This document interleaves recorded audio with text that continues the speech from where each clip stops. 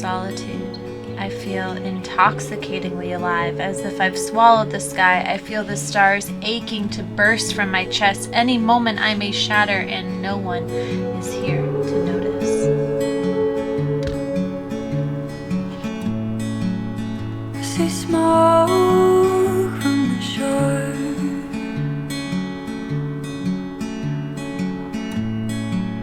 City covered in black clouds.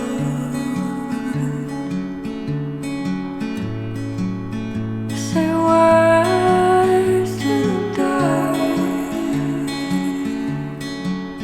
Lose my mind and say that protect us. When everything's burning down. When everything's burning down. Don't you even care?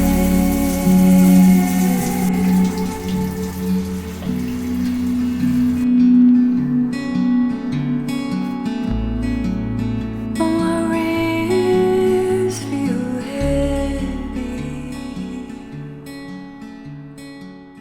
It is 10:30 at night.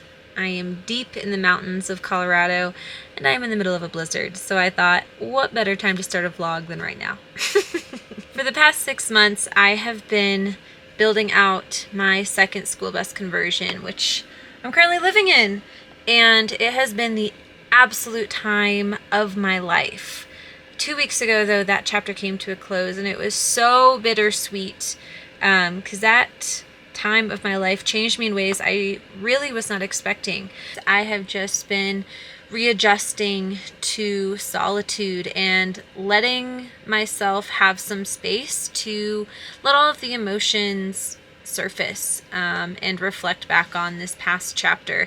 But now that I have had some space, I really am excited to bring you guys back into my life and to show you my life on the road, off-grid, in my new bus, and give you guys a glimpse into my day-to-day life.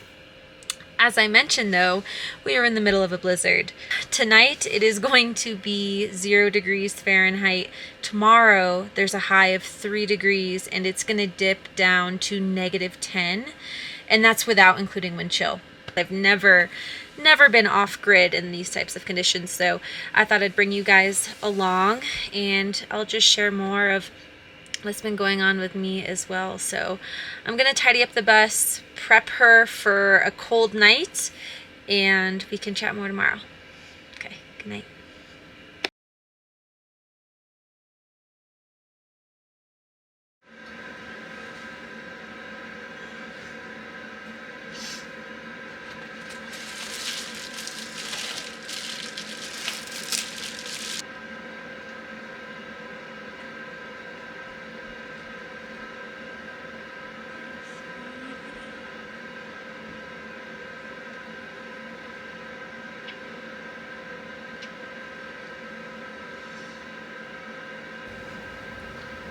Solitude has been the most transformative teacher in my life.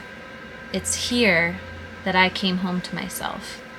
The past couple of years, I have been digging deep, treacherous holes into my soul. Healing is quite a messy practice, but I finally feel like I'm on the other side of that metamorphosis.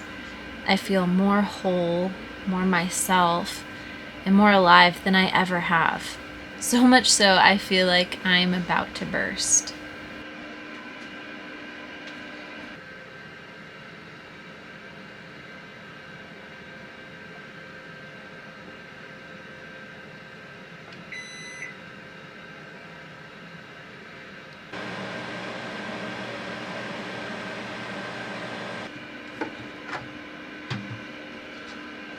Yes!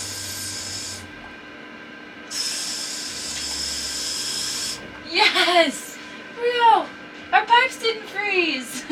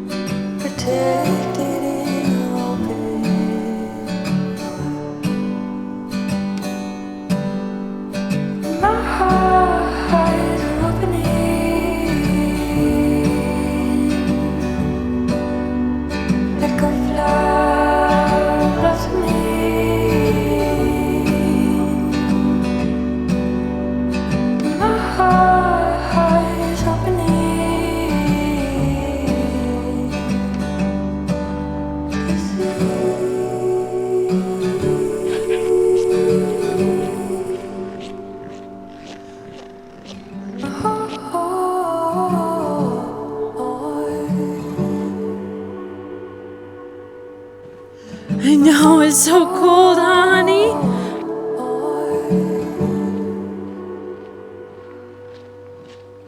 Petals from the wind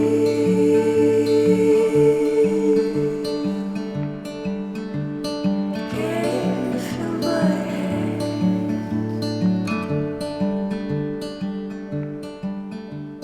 As I jump into a new chapter in my life and embark on the open road once again, solitude is giving me new reflections into myself and new questions to ask and hopefully answer.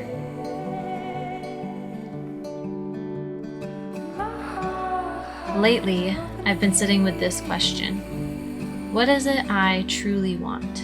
And by that, I mean, what is it that I ache for? Which words are difficult to describe.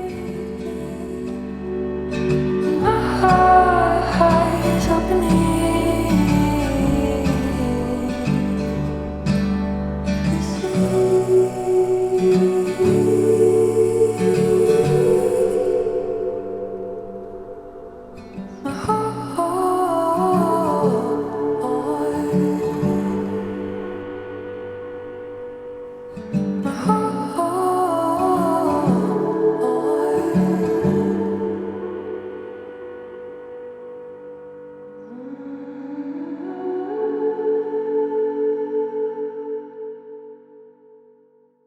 So, incredibly, my pipes did not freeze overnight. I wonder how cold it got. I mean, this morning I woke up and it was -12. So at least all my pipes inside have not froze. It does look like my shower drain has frozen. I think I'm just gonna boil a pot of water and dump it down my shower drain, just to hopefully be able to clear the lines to my gray tank. At least I have running water. We'll do that first, and then breakfast.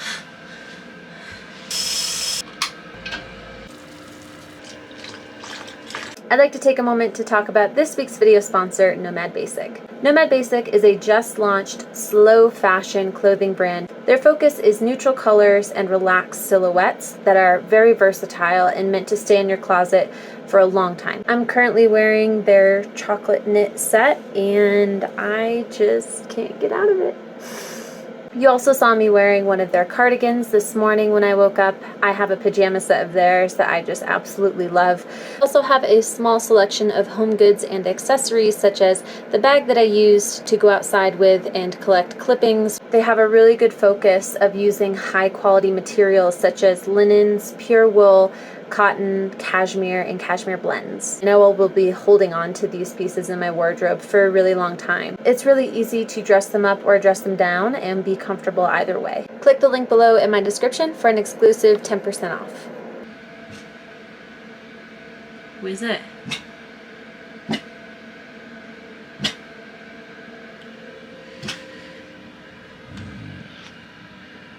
We did see a moose out here the other day. I think she's looking for him. Yeah, he was right there. It was pretty amazing.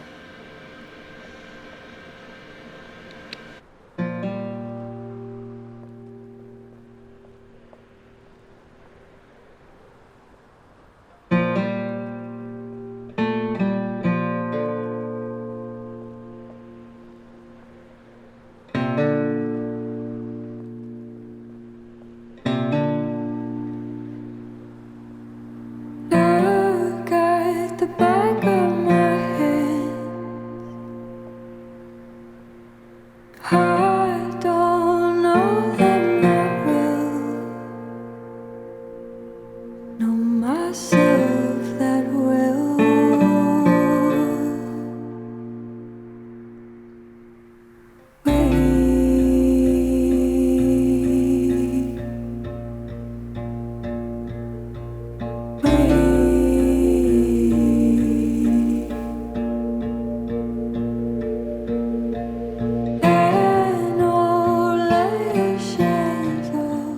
Out here, I feel so much bigger than my body. It's as if my soul is tugging me right back to the sky. For the first time in my life, I see the stars within me. And as someone who has struggled deeply with self-love, this feeling is so profound I can't even describe it. I feel infinite and beautiful in a way that mirrors the mountains.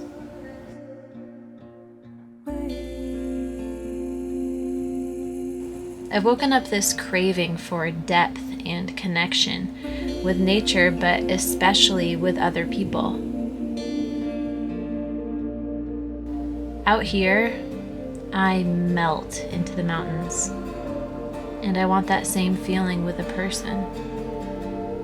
When I'm with others, this feeling becomes slippery, but I know now that the only thing separating me from others are wounds and illusions.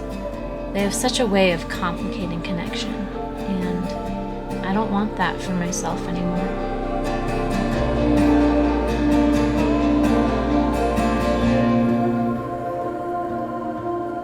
So, what do I truly want? What do I ache for that words are hard to describe? I want to be brave enough to rip open my chest and hold my stars in the presence of others.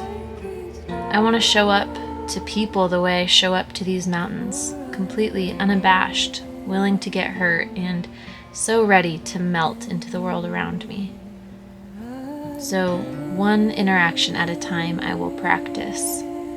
And hopefully, someone someday will be brave enough to rip open their chest and dance in the stars with me.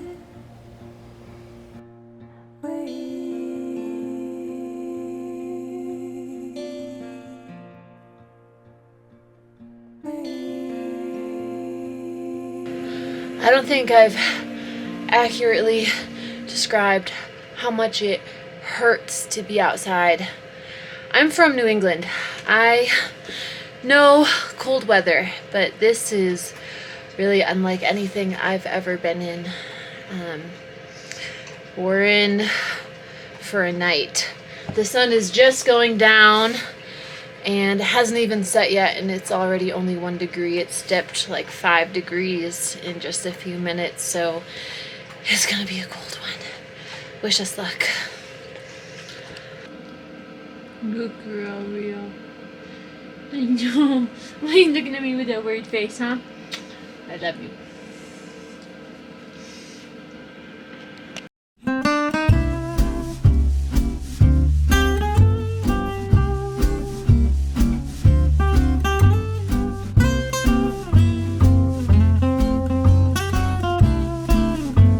For a little excitement, I thought I'd see if I can get the old girl running. She is a 7.3 Power Stroke. Anyone who drives one or knows this engine knows that it's kind of infamous for struggling in the cold. She's just been sitting in minus 12 degrees overnight. Just for fun. Let's see if we can get her going. Oh, keys might be helpful. Okay. Cold start video. Here we go. I did put anti-gel in my tank yesterday.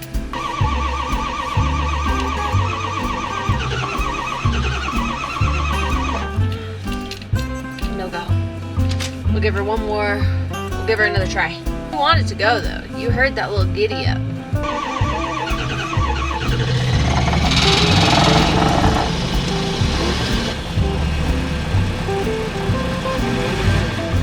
Woo! Oh, she's chugging. Second time. Cold startup, minus 12 degrees. 7.3 Power Stroke, baby. Woo! She's up.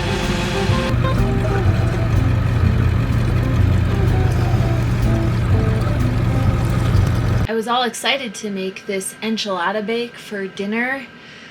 Oh, it's just so good, and it's a warm, hot meal on this very cold day. But unfortunately, I used all of my quinoa for someone's dog food. So I think we're just gonna go with tacos. A little less exciting, a little less warm, but that'll make do. I'll make the enchilada bake for you guys in another video. So tacos it is. Oh, which also means perhaps tequila.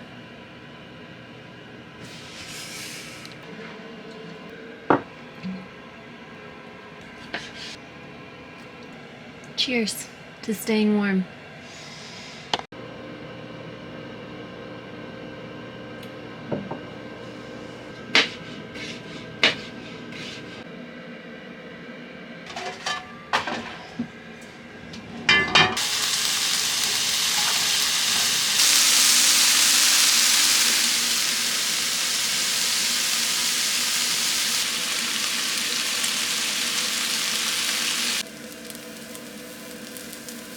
Oh, hey, Ree. Are you hungry? Yeah. Rhea. Can I get a high five? Oh, good girl. Here you go. Here's your water. Good girl. Good girl. You can eat. What time is it? 6? Not even 6:45. And it is minus 14.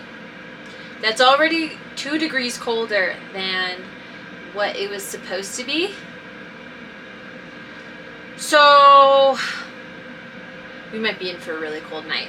I'm a little nervous, but more so excited.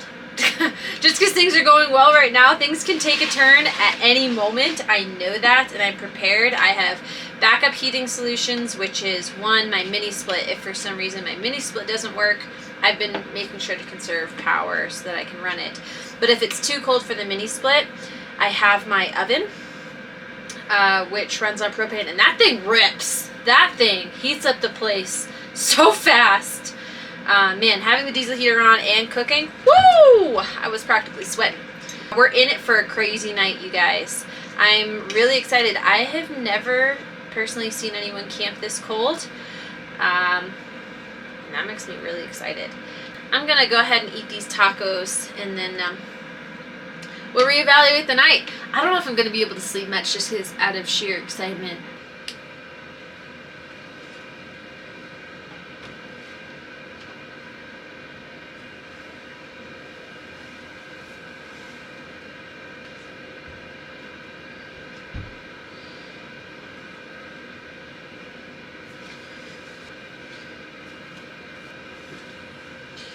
It's minus 16 right now.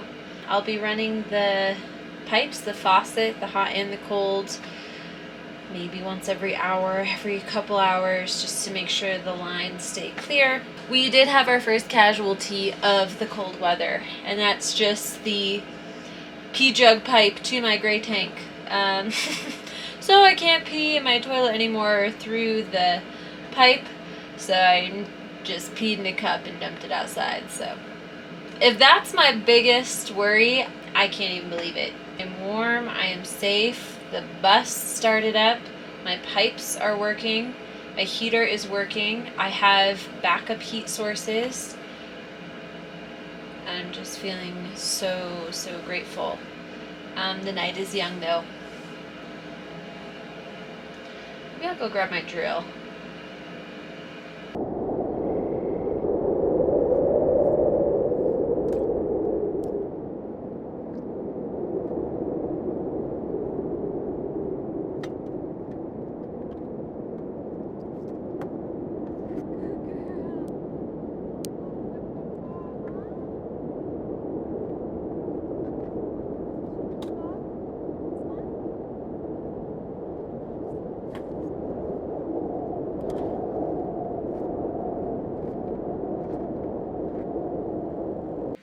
Oh, sweet girl. Her paws aren't bleeding like they were earlier in the day. They're just so tender. Yeah, I know.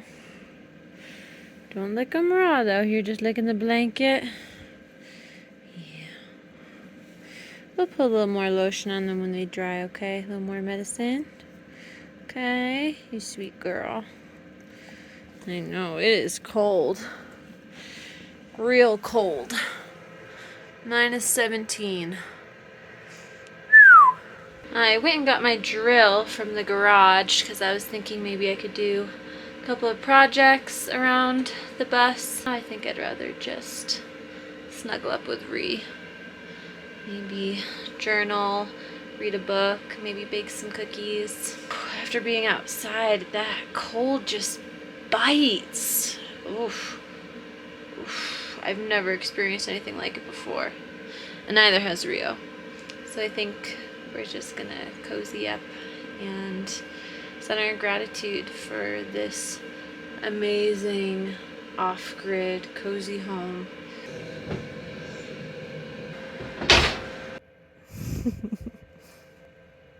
Hi, pretty girl. Another note, side effect of the cold that I wasn't expecting. So I opened the door again to sweep out the chunks of snow that we brought in.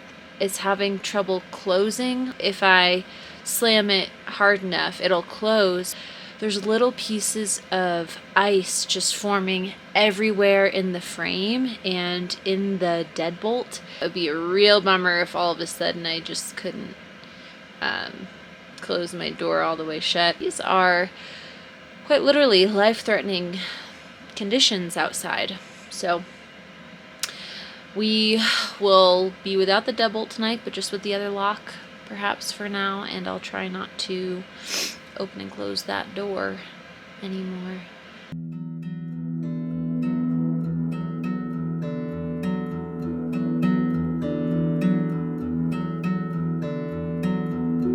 As I settle in for the night, the intensity of winter swallows me up. The hairs on the back of my neck begin to tingle as instinct and excitement take over. I am at the mercy of these mountains, and it feels so good to be reminded of how small I am. In moments like these, it's easy to know what's important. I take the night to reflect, prepare for the trouble that could arise at any moment, and settle in for a potentially restless night.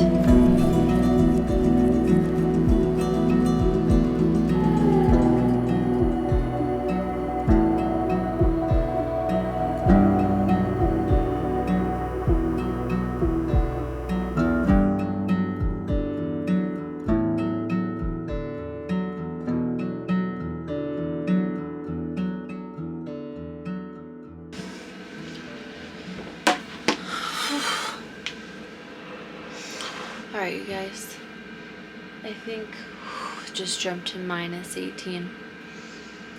I think I'm gonna call it for filming and just focus on my little house, and I will see you guys in the morning, hopefully all in one piece.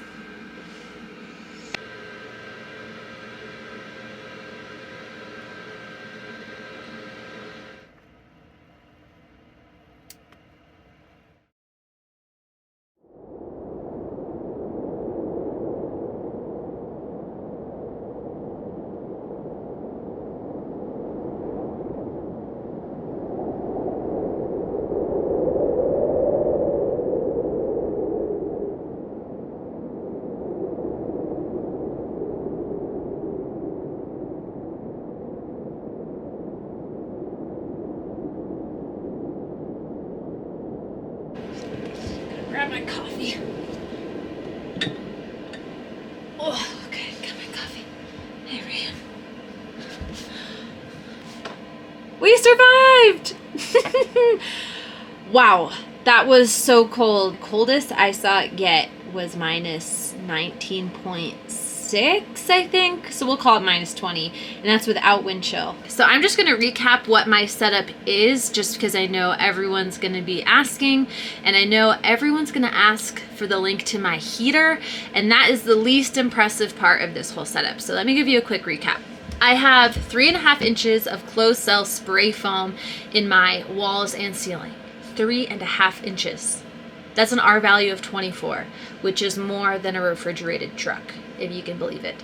I also have 2 inches of insulation in my floor as well. Without insulation, my heater would not have been able to keep up with how extreme the cold is, and I just wouldn't have been able to live comfortably or frankly safely in here, and I know my pipes would have frozen because the heat just would not have been able to be trapped. So if you're considering doing extreme weather camping, have proper insulation. Insulation is always working for you. It requires no fuel. It's always making you more efficient and keeping you safer. In a previous video, my friend Charlie, who helped me build the bus, goes into further detail about why we chose the insulation that we did, the closed cell spray foam. So feel free to go back in my videos and watch that one if you're interested. My diesel heater. I have a Chinese diesel heater. I got it, I think, for about 150 bucks on Amazon. It is only 2 kilowatt. Now, let me get on my soapbox for a moment about diesel heaters, because everyone usually thinks that bigger is better when it comes to diesel heaters. And that's just wrong. If you've done any research into diesel heaters, or if you've had one yourself, you know these things can be temperamental, especially when it comes to sooting up. These things just create soot, and they can give you all these weird error codes. I have found in the 2 different rigs that I've had, and the 2 different diesel heaters that I've had, the best thing you can do for yourself is run them on high. They are much happier that way. They burn cleaner. A 2 kilowatt diesel heater is plenty. In fact, I get a little too toasty sometimes. I have my Max Air fan on right now just to have a little bit of air circulating. 2 kilowatt is plenty for me, and I'm really well insulated. In my last bus, I had just foam board insulation, and I had a 3 kilowatt diesel heater, and that was great. If you're living in a vehicle, there's really no reason to ever go bigger than a 5 kilowatt diesel heater. So yeah, that's just my word of advice. Get the smaller diesel heater that you think would be right for your space, where you can run it on high comfortably. My diesel heater will shut itself off if it thinks it's overheating, and it did that once, and that was only because I let it soot up because I wasn't running it on high when I first got it, and I had not adjusted it to the altitude. If you travel, there's tons of charts out there on a bunch of forums of the settings that you program your diesel heater to based on your altitude. So get the one with the LCD screen if you travel. That way you can properly adjust based on altitude. And just whenever you show up to camp, look up your elevation and just program your diesel heater, and you'll be good, and run it on high. The second most important thing that I did to live this comfortably in this extreme weather off-grid is tapping into my main diesel tank for my diesel heater. So the diesel heaters come with smaller tanks. My diesel heater's been running straight for 2.5 days, hasn't turned off at all. I absolutely would have run out of fuel in that small tank this past week, and unless I just am carrying around tons of extra fuel, which wouldn't be smart or the safest, my diesel heater would have turned off. So tapping into your main tank is a big safety feature if you're planning to camp in extreme weather conditions. And then lastly, I just have Reflectix on all of my windows, and that really does make a huge difference. That was my setup. We survived. I don't think I'll ever be in more extreme conditions than -20. Who knows? But I am just so grateful for the quality of this build and for this bus, because I just feel really safe and capable in all types of weather, even the extremes. It feels so good to be able to live off-grid comfortably, safely.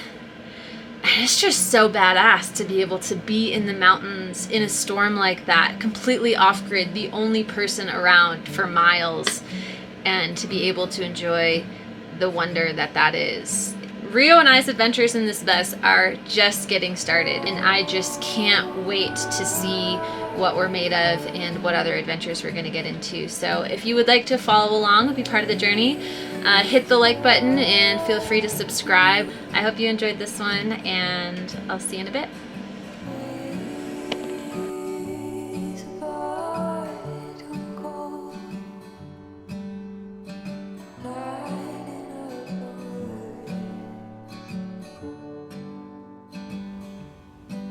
In solitude, I feel intoxicatingly alive, as if I've swallowed the sky. I feel the stars aching to burst from my chest. Any moment I may shatter, and no one is here.